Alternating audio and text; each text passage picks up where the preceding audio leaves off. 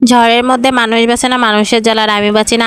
Bell আর তেঁতুলের জ্বালা। Hello everyone, আসসালামু আলাইকুম। আশা করছি সকলে ভালো আছেন। গতকাল রাতে হঠাৎ করে প্রচুর পরিমাণে ঝড় উঠছে, এত পরিমাণে ঝড় উঠছে যে ঘুম থেকে উঠে যাইতে হয়েছে।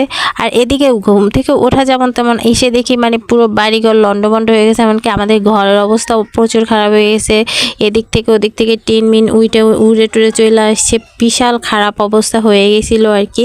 দেখতেই পারতেছো, কিছু বোঝাই যাইতেছিল না, এত পরিমাণে উঠতেছিল। আর আমি এই ঝড়ের মধ্যে চলে গেছি বেলতলায় যেটা কাঁচা বেল নিয়ে এসে, এরপরে দেখি আম্মু আর আব্বু তেঁতুল টোকাই নিয়ে এসে, এরপর আমিও চলে গেলাম তেঁতুল টোকাইতে। কিন্তু যাইয়া দেখি যে তেঁতুল টোকানো তো দূরের কথা ভাই, আমি বাতাসে তাকাইতেই পারতাছিলাম না, এমন একটা অবস্থা শুরু হয়ে গেছে। পরে আম্মুরে বলতেছে আমার তেঁতুল খাওয়া লাগবে না, তুমি চলো। তারপর আমি অনেকগুলো তেঁতুল নিয়ে আসি। আর দিয়ে দেখো মানে কাপড় চোপড় শরীরে থাকতেছে না, এত পরিমাণে ঝড় বাতাস ছাড়ছে। আর এইটা দেখো আমার দোকানের সামনে কি অবস্থা, মানে এমন অবস্থা হয়েছে বলার মতন। আমার তো কান্না আসছে, সকালবেলা এগুলো পরিষ্কার করতে গেলে আমার 12টা বাজে যাবে। দিন সত্যি সত্যি সকালবেলা কিন্তু পরিষ্কার করতে আমার খুবই কষ্ট হয়েছে। এরপরে আমি আর আম্মু হচ্ছে গিয়ে আবার বেলতলায় গেলাম। আর এখানে দেখেন কদু গাছের উপরে কার যেন টিন উইটা চলে আসছে, ব্যাগ অনেক কিছু আইছে। আর এদিকে আমি ছোট্ট একটা বেল পাইছি, বেলটা কিন্তু অনেক কিউট, তাই না বলো? আর আজকে একটুর জন্য নিহত হই নাই, মানে টিন ছাড়াইতে যে আমাদের গার উপর পড়ছে। তো আর এইখানে হচ্ছে আমার ঘরের অবস্থা দেখো। আর আজকে ভিডিও এই পর্যন্ত। সবাই ভালো থাকবে, সুস্থ থাকবে, আল্লাহ হাফেজ।